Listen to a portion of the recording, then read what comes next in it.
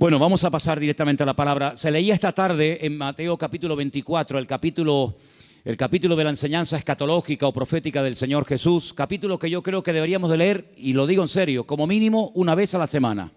Una vez a la semana ustedes tienen que leer el capítulo 24 del Evangelio según San Mateo. Es muy parecido a Lucas 21, con algunos matices un poquito diferentes en un evangelio o en otro, pero Mateo 24 es un capítulo extraordinario. El jueves, Rosa, cuando estemos en el Monte de los Olivos, que vamos a estar en el Monte de los Olivos, esta porción la vamos a leer y te vas a dar cuenta que leerla allí y explicar allí lo que ustedes van a ver es completamente diferente a explicarlo aquí. Así que recuerda esto. Jesús sale del templo. El templo existía en su época. Hoy en día no hay templo. Hace 2000 años que se fue destruido el templo por las legiones del Imperio Romano. El sueño dorado de los judíos o de muchos de ellos es la restauración del templo, pero en los tiempos de Jesús ese templo existía. Era el centro religioso de la época, era donde estaba la presencia del Señor, donde la gente iba a adorar, donde la gente iba a cantar al Señor, a llevar sus diezmos, sus ofrendas, a alabar al Señor. Y cuando salían del templo, hemos leído esta tarde que los discípulos, como buenos judíos, se sentían muy orgullosos de ese templo, que Herodes lo había ampliado. Saben que era el segundo templo que se construyó en la época del retorno de Babilonia, cuando volvieron de Babilonia con Esdras, Nehemías, con Zorobabel, pero Herodes lo amplió y lo llenó de oro por todas partes, un templo increíble, un templo tremendo. Los romanos se quedaron sorprendidos cuando lo vieron, dijeron: los judíos son un poco tontos, construyen un templo tan grande y está vacío, no tiene ningún ídolo dentro. Es que Dios no es un muñeco que se pueda hacer de oro, de plata o de piedra, ¿verdad?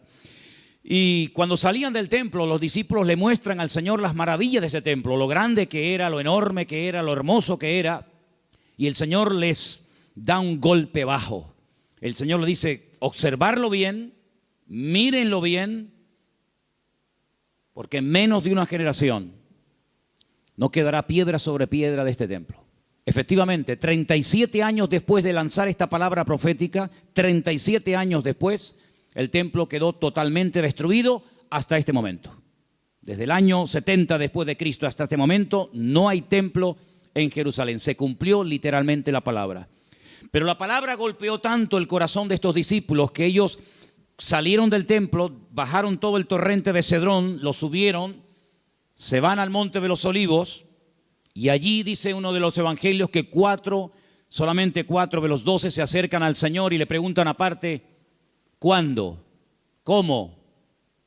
¿Cómo va a ocurrir todo esto? ¿Cómo que nuestro templo va a ser destruido?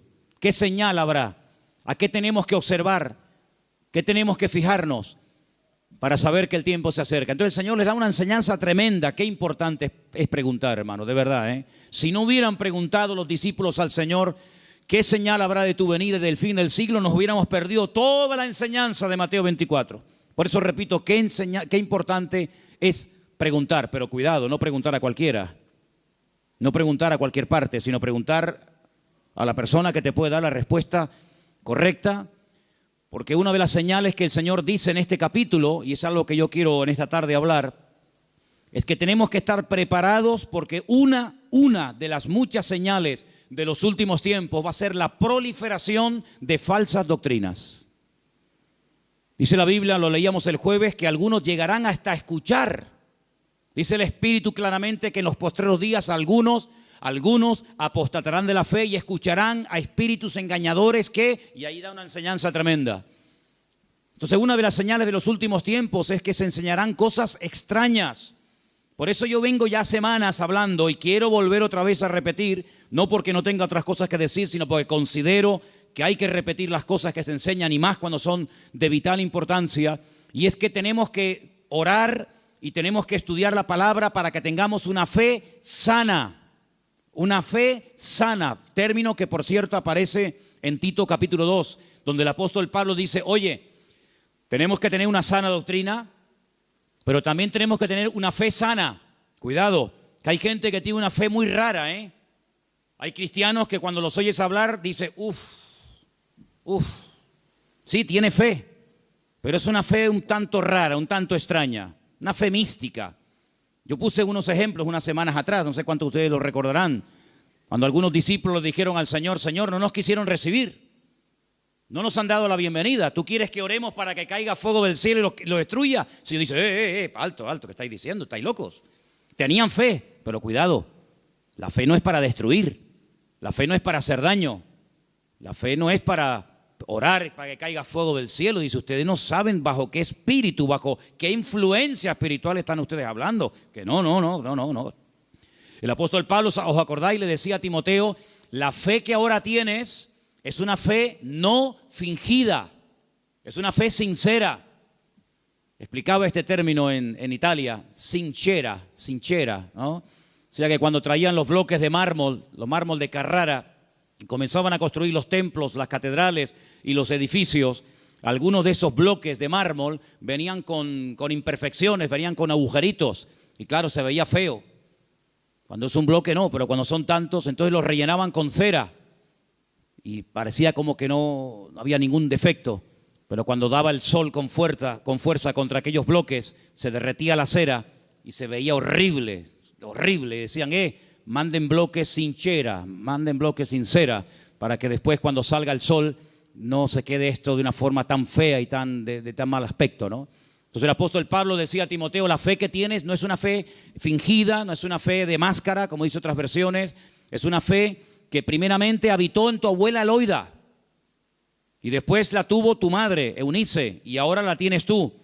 Entonces tenemos que preguntarnos de vez en cuando en qué estamos basando nuestra fe. ¿En emociones? ¿En sentimientos? ¿En sueños? ¿En experiencias? ¿O en la palabra de Dios? Yo me quedo sorprendido, muy sorprendido, porque de toda la vida hemos sido conocidos como el pueblo del libro. El pueblo del libro. Yo me acuerdo que un sacerdote en el huerto de Getsemaní, que es un sacerdote sevillano, cuando me vio con la Biblia bajo el brazo me dice, tú eres de los evangélicos, ¿no? Porque ustedes siempre están con la Biblia en la mano. A mí me echó un piropo tremendo. Si pensaba que me iba a ofender, es todo lo contrario. Efectivamente, hemos sido conocidos y hay de nosotros que nos dejen de conocer por dejar de utilizar el libro, las Sagradas Escrituras, ¿verdad? Pero hay un desapego últimamente tremendo. Claro, se ha metido la gente en el mundo del internet y se ha metido en los cultos a distancia y se ha metido por aquí y por allá, que han entrado en las iglesias cosas pero muy, muy raras, muy extrañas. El jueves les conté algunas cosas que he visto ahora. He visto allí en Milán, donde he estado ahora mismo. Creyentes que están asustados, creyentes que si la maldición, que si, pero vamos a ver, hermanos, pero dice la Biblia que somos más que vencedores, que mayor es el que está en nosotros que el que viene contra nosotros. Creyentes que solamente desde que yo conocí ahora un matrimonio de hermanos de Ecuador que llevaban más de 10 años en esa congregación y dice, hermano, nos ha impactado mucho cómo usted la palabra. Y le digo, bueno, es que yo predico de la palabra. Y dice, es que yo hace años que no escucho un mensaje de la palabra. Digo, bueno, ¿y usted qué escucha entonces? Pues dinero, pide y dame. Digo, pero eso no es evangelio. Eso no es el evangelio. Yo no sé de dónde se han sacado esas enseñanzas. Hay predicadores que solamente tienen un tema monográfico, solamente saben pedir y no hablan de Cristo, no hablan del amor, no hablan del infierno, no hablan de la ira de Dios, no hablan del cielo, no hablan de la salvación. No, solamente tienen una obsesión y claro, prosperan, pero ellos, los demás no, solamente prosperan ellos. Y se autofinancian con su don y se pegan la gran vida asustando y manipulando y tergiversando la escritura. Y esto hay que denunciarlo. Ya está bien de hacer el tonto, ya está bien de decir, bueno, es que son siervos de Dios. No son siervos de Dios. Ellos se llaman siervos de Dios, pero la mayoría de ellos utilizan el púlpito para pegarse la gran vida y lo último que hacen es predicar la palabra, cosa que deberían de haber hecho siempre toda su vida. Y una de las cosas que tenemos que tener bien claro en los últimos tiempos es que van a proliferar falsas enseñanzas y falsas doctrinas. Y los sobreénfasis, qué peligrosos son los sobreénfasis, hermano. Déjeme que me explique. Tenemos que predicar todo el consejo de Dios. ¿Cuántos dicen amén? Toda la palabra de Dios. No podemos estar todos los días comiendo espagueti por la mañana, espagueti por la noche, Pero hermano, está bien, a mí me gusta la pasta, pero de 365 días comiendo lo mismo. Pues cuánta gente, hermanos, solamente saben un tema y lo sacan de ese tema y no saben nada. Que si el dinero, que si las profecías. ¿Sabe cuánta gente, hermano, van a las congregaciones para que alguien ore por usted y le den una palabra y le den una profecía? Mire, me leí hace unos días la biografía de la señora White. Madre mía, pero es un disparate. Una señora que dice que llegó a tener 2000 visiones y sueños proféticos. 2000. Y cuando murió, dejó más de 70 libros. Los disparates que esa señora enseñó. Claro, le dan un sobreénfasis ¿a qué? Al día de reposo. Sí, pero es que espérate un momento, es que la Biblia no solamente el día de reposo. Hay otras muchas cosas. Si te crees que porque guardas esto y no cumples con todo lo demás, te vas a salvar, te equivocas, amigo. Es como las iglesias que están todo el día hablan lengua, y venga a hablar en lengua, y venga profecía, y venga a hablar en lengua. Pero hijo, vamos a ver. El apóstol Pablo decía, y si alguien entra en una iglesia y ve a todo el mundo hablando en lengua, ¿qué van a decir? A ver, dígalo usted. ¿Usted qué diría? ¿Que están locos? Pero ¿cuántas iglesias son así? ¿Cuántas iglesias son así que parecen locos? Yo fui hace muchos años a una congregación en Las Palmas. Y bueno, yo estaba predicando y en medio de la predicación se levantaba la gente, se caían ahí al suelo y empezaban a gritar y a revolcarse. Y yo decía, ¿qué le pasa a esta gente? Entonces yo miré al pastor que estaba allí y le digo, ¿qué le pasa? Dice, no, es el poder de Dios. Digo, ¿cómo es el poder de Dios? Pues si está haciendo el perro. Estaba haciendo el perro. Y el otro en la esquina poniendo un huevo. Digo, ¿pero qué poder de Dios? La Biblia dice en Romanos 12 que el Señor es nuestro culto racional. Por favor, que parece, damos una imagen, nosotros no, gracias a Dios, pero ¿cuántas iglesias dan una imagen al mundo de que son locos? Y ya está bien, hermano, de callarnos, y ya está bien de decir, bueno, son así. No, son barbaridades que avergüenzan al evangelio. Y tenemos que denunciarlo, porque el que sabe hacer lo bueno y no lo hace es copartícipe con eso. No les contaba el jueves que acabo de conocer ahora a un pastor en Milán que se tira en la plataforma cuando llega el momento de la ofrenda y le dice a la gente que lo tienen que tapar con dinero. ¿Pero cómo? Sí. Él dice, no, mira, aquí todavía se me ve algo de tela, tienen que tapármelo. Increíble. Un pastor que la congregación un día le regaló un coche, cogieron una ofrenda en la congregación, le regalan un coche al pastor y a los 2 días se sube al púlpito y dice, hermano, Dios me ha dicho, mentira, Dios no dijo nada, eso es falso. Pero él dice, Dios me ha dicho que este no era el coche que ustedes tenían que regalarme, era uno más grande y superior. Y la gente tan tonta va, lo cambian y le compra uno más grande. Y yo le decía, pero ¿ustedes qué hacen allá adentro? ¿Por qué no se le va a hablar, salgan corriendo? Eso no es iglesia, eso no es nada, eso es un circo. Eso es una vergüenza para el evangelio. Es que tenemos miedo, porque nos ha dicho que si nos vamos se nos va el espíritu y se nos va la bendición. Digo, hágame el favor. Oye, que a mí nunca me ha tocado la breva de caer en una iglesia de estas, ¿eh? A mí nunca me ha tocado una breva de estas. Siempre, de verdad, a mí me toca una iglesia de estas y es que me voy al Antiguo Testamento con la espada y el arco. Increíble, hermanos. Entonces tenemos que retornar a la palabra de Dios es nuestra base. No podemos entrar en locuras, en disparates. Todo lo que usted pueda pensar, soñar, sentir o lo que sea, si no va de acuerdo 100% con la palabra, no es de Dios. La palabra de Dios es la base, es el fundamento de nuestra fe. Y no necesitamos nada más que la palabra y nuestra experiencia, nuestra relación con el Señor. Yo creo que algunas personas no han terminado de descubrir lo que significa enamorarse del Señor y enamorarse de la palabra. Por eso buscan fuera, porque cuando un hombre está enamorado de su mujer no tiene que buscar otra. Y cuando una mujer está enamorada de su marido no se le van los ojos detrás de otro. Cuando usted está enamorado de Cristo no le tienta nada ni nadie, porque usted sabe en quién ha creído. Y a mí me da la impresión de que hay mucha gente hoy en día en las iglesias que son religiosos, pero no han nacido de nuevo, porque la persona que nace de nuevo no hace estas barbaridades, porque ofende al Señor. O no conocemos la historia de este joven llamado José, un hombre que nunca fue a un culto. José nunca fue a ningún culto. José nunca leyó la Biblia. Pero José un día tuvo un momento en el que fue tentado y él dijo, yo no puedo hacer esto porque pecaré contra mi Dios. Y uno dice, pero ¿cómo sabía este hombre que eso era pecado? Porque él tenía comunión con el Señor. Y cuando una persona tiene comunión con el Señor y conoce al Señor, sabe lo que le agrada y lo que no le agrada al Señor, aunque no lo hayas leído. Porque el Espíritu Santo que mora en ti te da testimonio de que eso es o no es la voluntad del Señor. ¿Cuántos dicen amén? Entonces hay que retornar a la Biblia, hermanos. Claro, hay gente que se atiborra de libros y venga libros. Hermano, este es el libro que Dios nos ha dado. Escudriñar las Escrituras, dice la Biblia, porque ellas son las que dan testimonio de mí. Y mire, hermano, yo antes de irme para Italia les comentaba de aquellos 10 leprosos, ¿acordáis? Aquellos 10 hombres que bajaron de las montañas porque tenían fe, pero momento. Yo les dije a ustedes y espero que no hayan olvidado esa enseñanza, porque para mí es de vital importancia. Ellos tenían fe. Por eso bajaron de la montaña. Ellos tenían fe, por eso clamaron al Señor. Pero el Señor no los sanó así instantáneamente, sino que el Señor les dijo, id y mostraos a los sacerdotes. Ellos no sintieron nada. Ellos no vieron nada. Ellos seguían estando leprosos. Pero ellos en obediencia se ponen a caminar y mientras caminan, automáticamente se produjo el milagro. Por eso, ¿se acuerdan cuando yo les dije que fe más obediencia es igual a la bendición de Dios?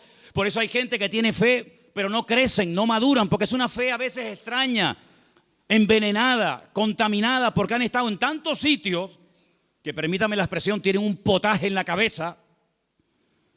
Pero cuando usted conoce al Señor y a su palabra, y usted tiene una fe sana, bien encaminada en las cosas del Señor, usted sabe que la fe, si no tiene obras, y la fe si no obedece al Señor, no sirve de nada. ¿Cómo usted va a pretender con la fe que tiene viviendo en desorden, sin poner en práctica los mandamientos del Señor? Que Dios le bendiga. Primeramente tendrá que ponerse en orden para que el Señor pueda hacer maravillas en su vida. ¿Y cuántos creyentes en las iglesias son una cosa aquí y fuera son otra? Sí, tienen fe, pero el testimonio que dan es pésimo.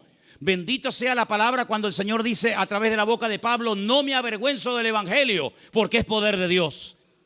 Espero que el evangelio no tenga que arrepentirse y no tenga que avergonzarse de la conducta que está llevando fuera.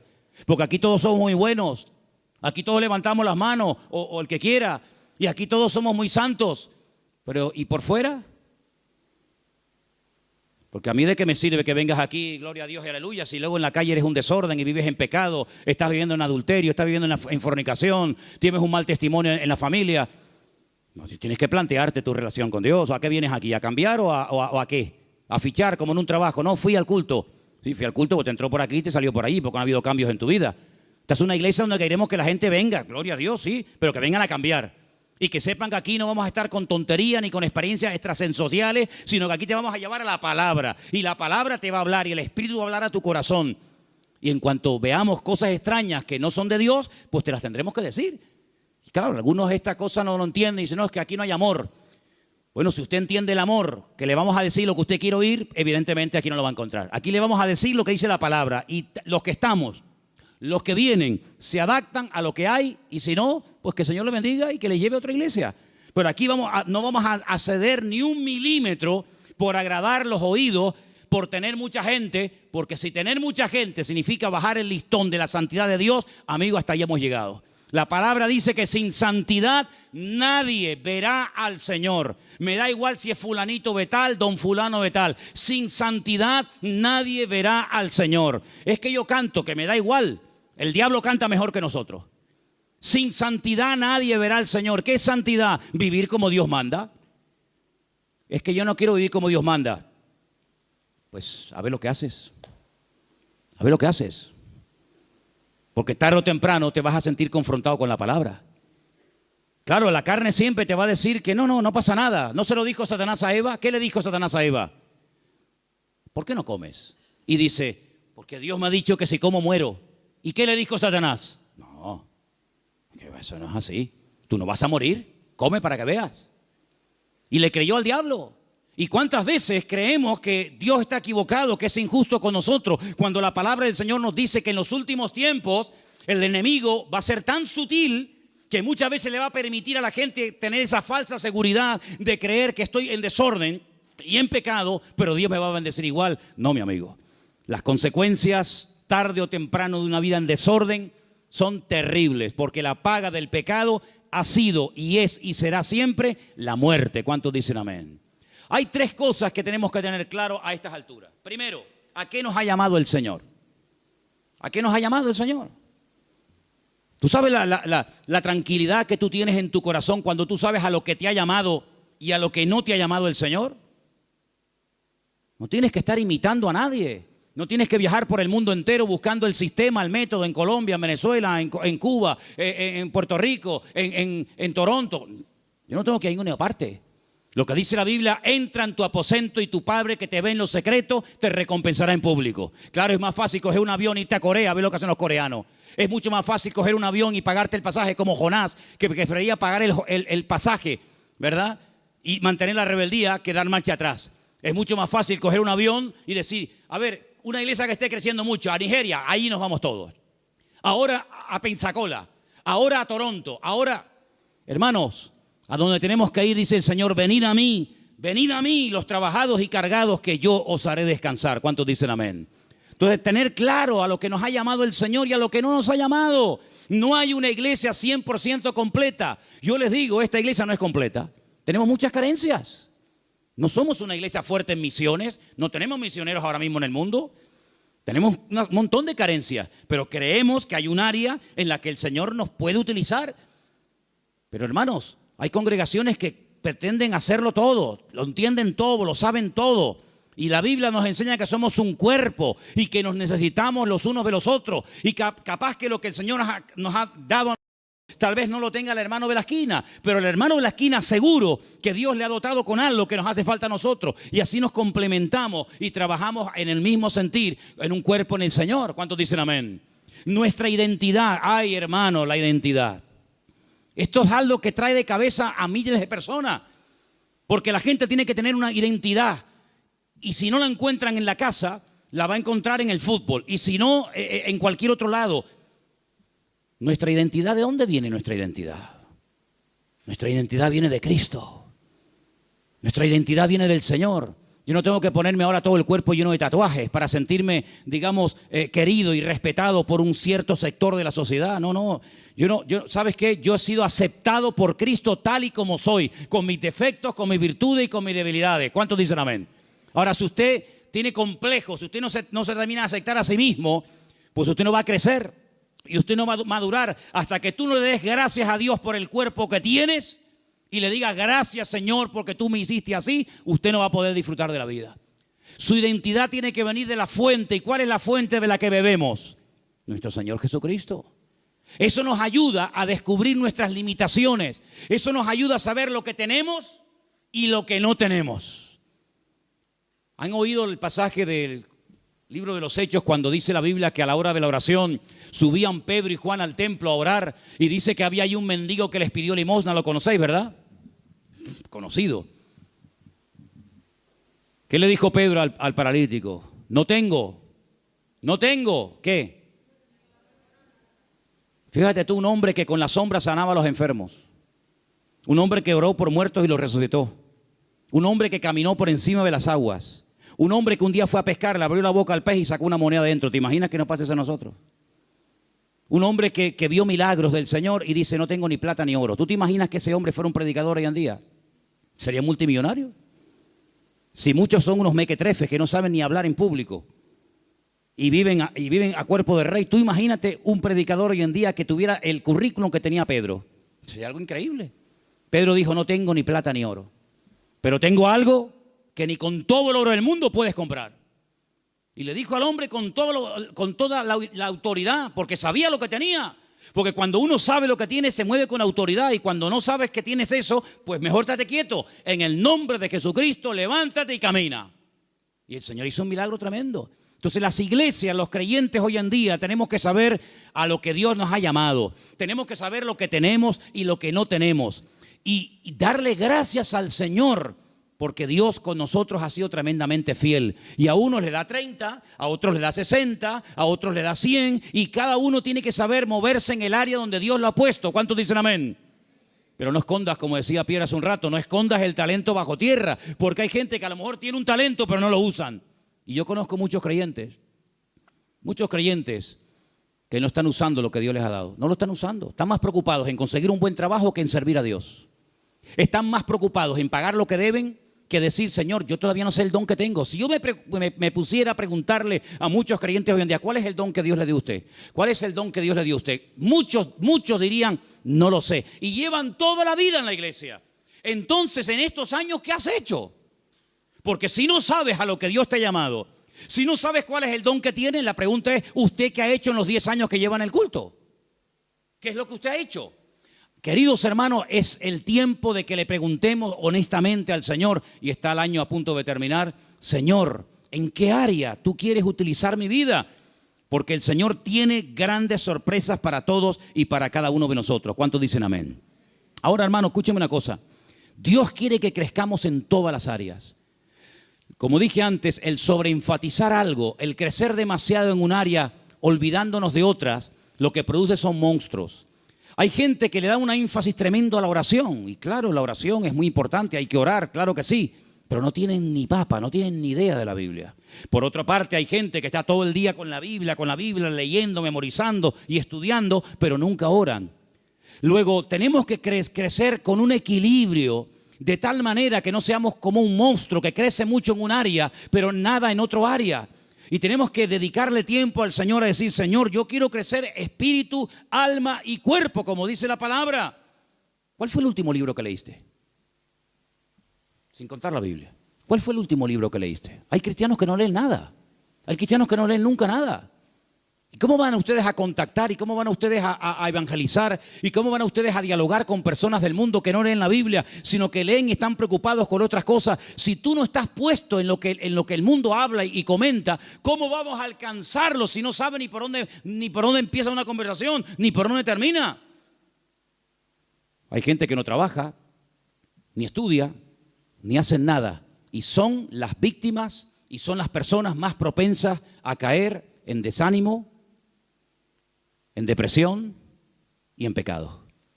Una vez leí un refrán, no es bíblico, pero decía algo así como: Satanás busca a una persona desocupada para darle una ocupación. Grandes hombres de Dios a lo largo de la historia no cayeron en el campo de batalla mientras servían al Señor.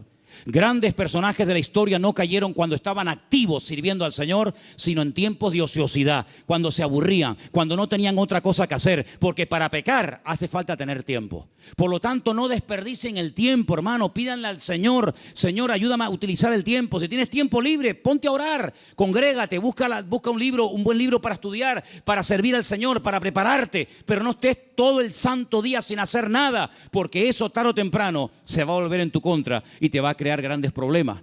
Quiero también comentar algo que para mí es de vital importancia. Hay gente que por la timidez, por el temor, por el miedo al qué dirán, no terminan nunca de dar el paso. Y déjame que te diga que hay una mujer en la Biblia que tenía un tesoro increíble.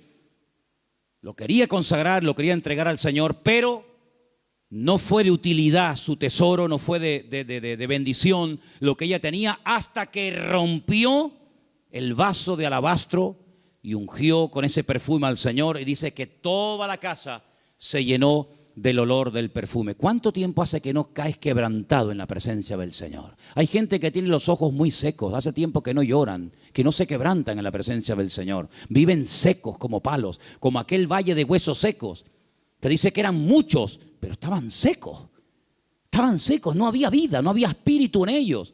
Y le dice el Señor a través del profeta Ezequiel: profetízale a los huesos, háblales a los huesos. Dice que cuando entró el Espíritu de Dios en ellos, se convirtieron en un gran ejército. No seas un hueso seco en un culto, no seas un hueso seco, escucha que te escucha, pero nunca compartes la bendición, nunca abres tu corazón a otras personas que están igual o peor que tú en un momento determinado.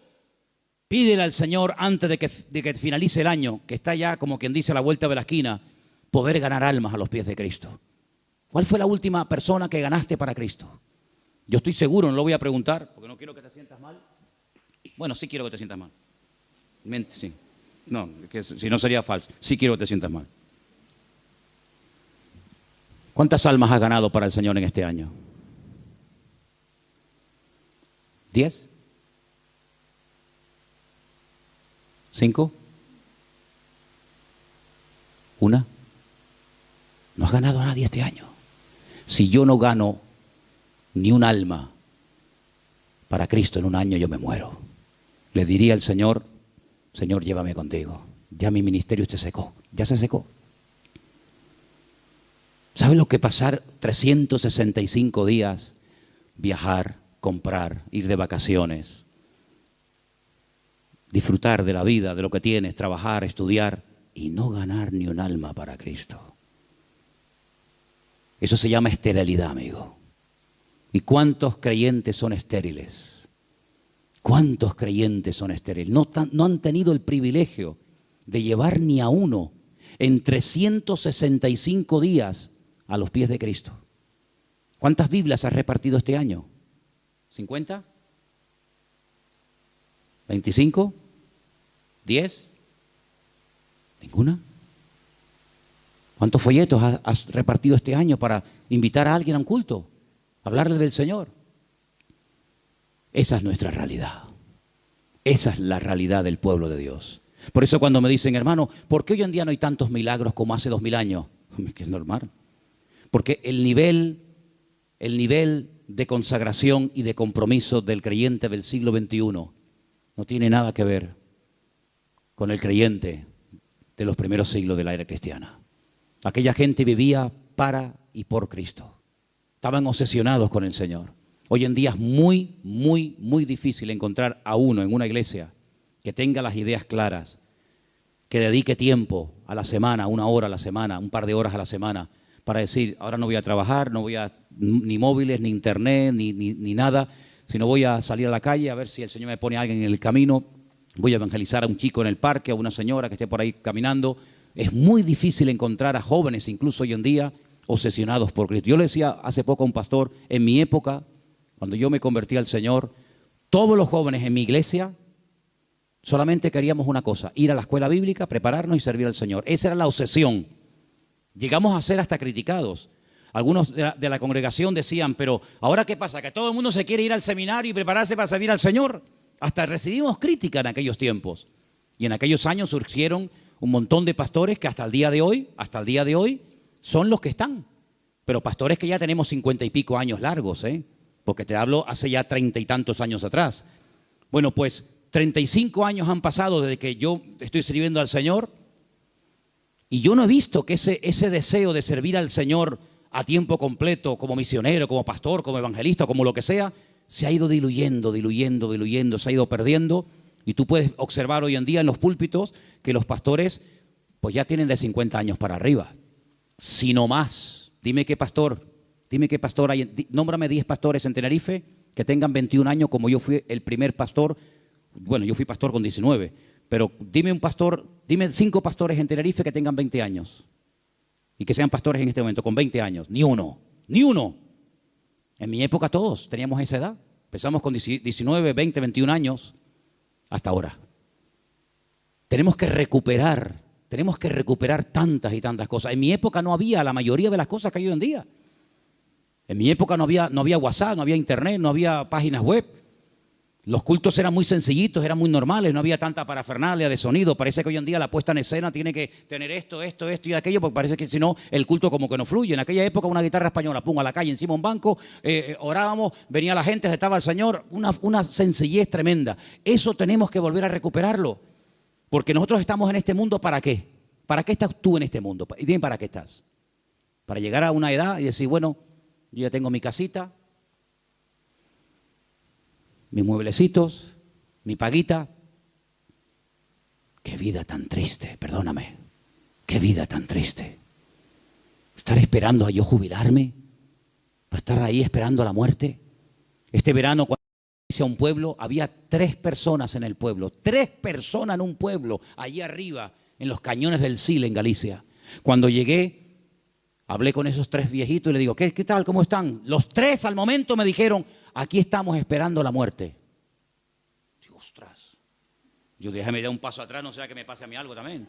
Dice, los jóvenes se han ido todos. Los jóvenes del pueblo se fueron. Y aquí estamos esperando a la muerte. Digo, madre mía, pero qué futuro de vida. Que le puede venir dentro de 6 meses, dentro de un año, dentro de yo qué sé cuánto. ¿Y tú qué estás esperando? Si tú pudieras hoy tocar un botón y apretando ese botón consiguieras lo que tú tanto quieres tener en la vida, ¿qué sería lo que tú más anhelas tener?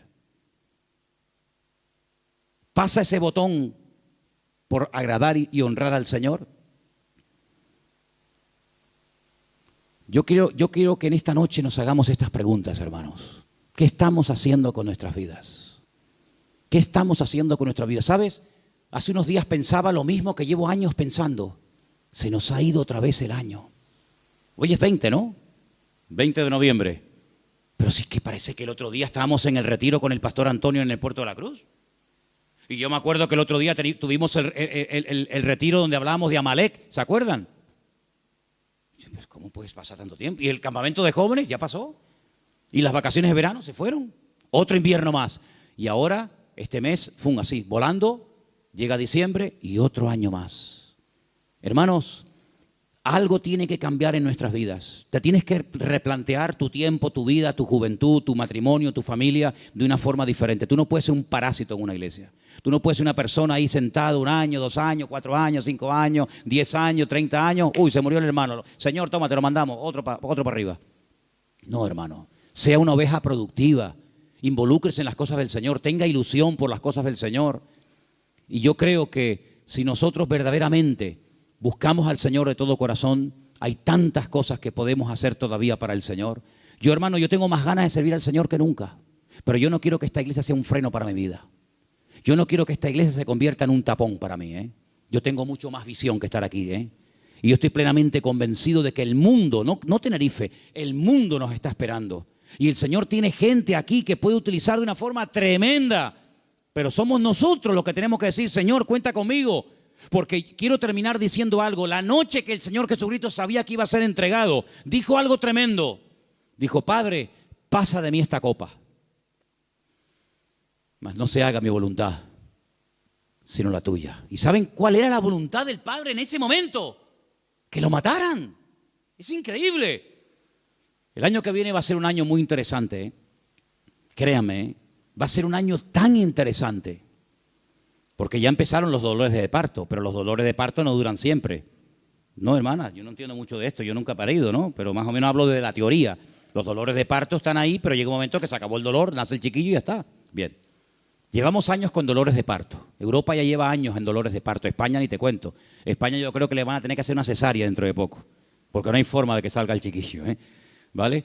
Estamos con dolores de parto hace mucho tiempo. El año que viene van a salir muchas cosas, van a parir muchas cosas que se han ahí retenido con dolor. Bien. Estoy recibiendo llamadas de Estados Unidos. Muy interesantes, por cierto. Para muchos, sobre todo para gente de Latinoamérica, más que para gente de Europa, Estados Unidos era el sueño dorado.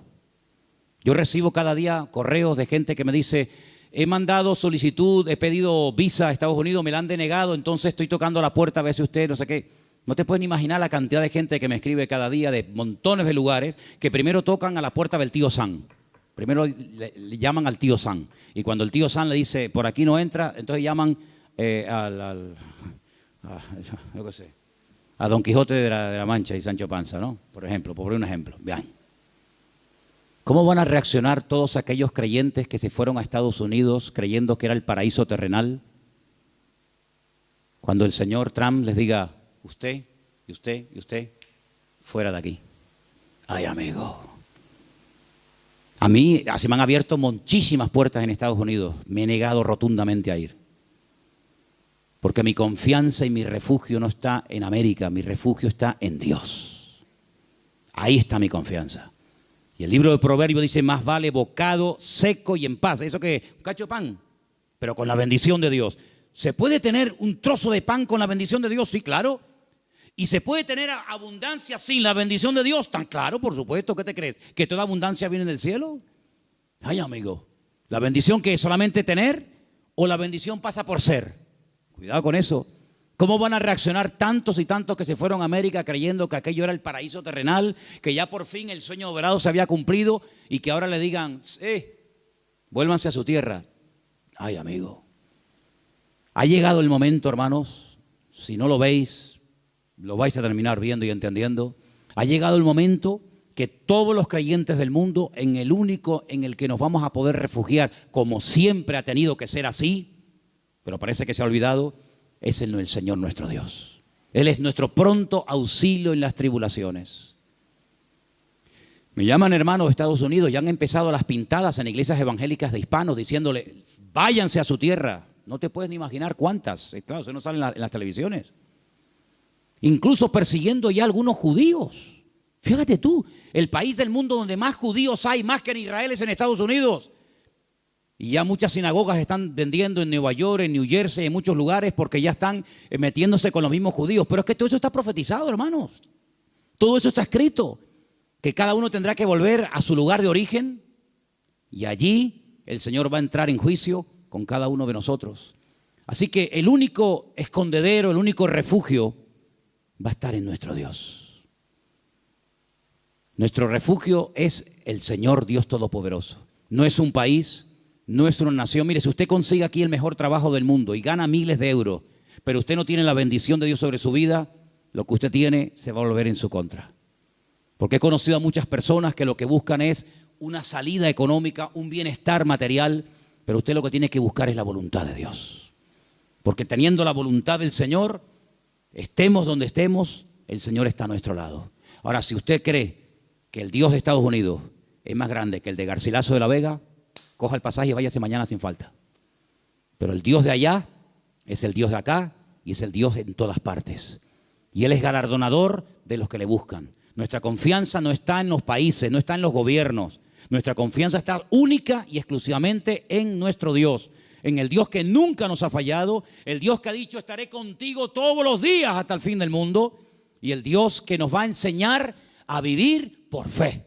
Nos va a enseñar a vivir por fe. Ya nos está enseñando hace años el Señor, por lo menos a nosotros, a vivir y depender solamente por fe del Señor. Porque yo creo que esa es la vida que el Señor tiene diseñada para todos y para cada uno de nosotros. Ahora, si usted quiere ser un señorito en el reino de Dios, amigo, si tú quieres ser un señorito, y no remangarte nunca las manos y poner tu mano en el arado y servir al Señor, hermanos, las lecciones se aprenden por las buenas o se aprenden por la humillación. Y yo creo que el Señor hace mucho tiempo nos está hablando a todos y a cada uno de nosotros. No se afanen tanto, no se afanen tanto. Inviertan más tiempo en la oración, inviertan más tiempo estudiando la palabra. Hay algunos de ustedes que no tienen tiempo ni para orar. Algunos me han dicho en alguna ocasión, ay, es que yo voy a la cama tan rendido que hago, Señor, bendito sea tu nombre. Amén.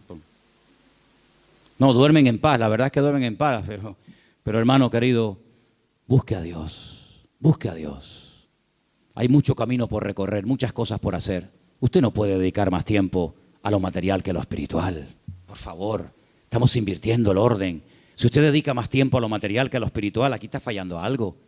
Yo creo que el Señor nos está llevando a un punto y el año que viene va a ser un año muy, muy importante en la historia de la iglesia, en todas partes del mundo, y el Señor nos está llevando a un compromiso, a una entrega, a una seriedad. Muchos no aguantarán la prueba, yo también se lo digo de paso, hay algunos que están aquí que el año que viene no podrán estar más. Porque no aguantarán la prueba, porque la Biblia nos enseña que los últimos tiempos van a ser tiempos peligrosos, tiempos difíciles. Pero si usted aguanta y se agarra al Señor, el Señor le va a bendecir. Y usted va a ver la gloria del Señor en su vida. Pero no busque salidas fáciles. Busque al Señor y lo que el Señor le diga, ni más ni menos, es lo que usted tiene que hacer. ¿Cuántos dicen amén? Vamos a orar, hermanos, por favor. Cierre sus ojos ahí donde está. Plantéese esto seriamente, por favor. Plantéese esto seriamente delante del Señor. ¿Qué estoy haciendo con mi vida? ¿Qué estoy haciendo con la vida de mi familia? ¿A dónde los estoy llevando? ¿A qué se están dedicando? ¿Cuáles son las prioridades, los objetivos, las metas en nuestra casa? Tener, trabajar, comprar, trabajar. Hermanos, que somos hijos de Dios, que no somos gente del mundo como los gentiles, que dice que se afanan y pelean por esas cosas. Dice la Biblia que nuestra búsqueda tiene que ser diferente. Que el Señor nos indica que tenemos que buscar primeramente el reino de Dios y su justicia. Y muchas de las cosas que vendrán por añadidura, dice la Biblia. Créame, vendrán. Claro, hay gente que nunca ha visto que le vienen por la añadidura porque no buscas el reino de Dios. Entonces, como no buscas, tienes que buscar tú la añadidura. Pero ha llegado el momento en el que el Señor nos está mostrando que tenemos que doblar la guardia, que vienen tiempos difíciles. Hermanos, les digo algo, se lo dije el jueves con todo respeto. Dele gracias a Dios por la enseñanza que usted ha recibido en estos años, porque hay tantas barbaridades, tantas locuras que se están enseñando desde los púlpitos llamadas iglesias evangélicas, que uno se cae de espalda, hermano. Uno siente hasta vergüenza ajena de las falsas doctrinas, de matrimonios destruidos, de pastores que, bueno, hermano, de verdad, mire, esto daría horas. Vamos a pedirle al Señor, Señor, danos ese amor por ti, por tu palabra. Volvamos al libro, volvamos a las Sagradas Escrituras. Señor, en esta noche queremos pedirte que tú nos ayudes a esforzarnos más por tu reino, a no estar tan afanados, tan estresados, tan preocupados por lo material, Señor. Señor, tú nos has enseñado un modelo de vida diferente. Tú nos has enseñado a depender de ti. Tú nos has enseñado, Señor, a creer en tus promesas, en tu bendita palabra. Y yo te pido, Señor, en el nombre bendito de Jesús, que nos ayudes a aprender las cosas de buena manera, a ser adoradores en espíritu y en verdad, a ser estudiantes serios de tu palabra, Dios mío, que no nos atraigan las cosas de este mundo. Señor, que podamos marcar una diferencia en este mundo enfermo que te ha dado la espalda hace tanto, tanto tiempo, Señor. Levanta jóvenes de esta iglesia con pasión, con fuego por las almas perdidas, Señor. Verdaderamente a familias enteras que decidan servirte. Familias enteras que la prioridad en su vida sea buscarte a ti por encima de todas las demás cosas. Quita de nosotros el afán, Señor, el miedo al futuro, el miedo a lo que va a pasar, Señor.